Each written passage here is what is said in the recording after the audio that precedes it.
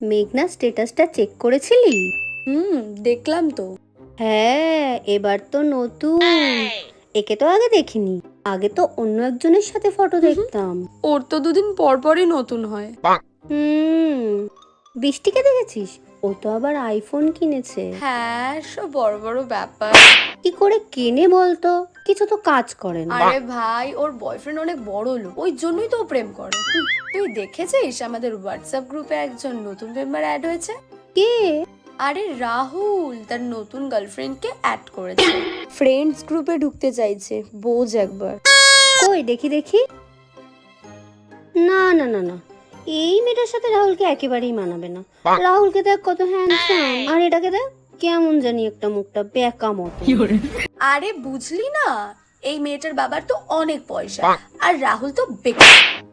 ও হ্যাঁ, তাও ঠিক। আসলে কি বলতো, এখনকার বেশিরভাগ ছেলে মেয়েরাই না টাকার পেছনেই যায়, টাকাকেই ভালোবাসে।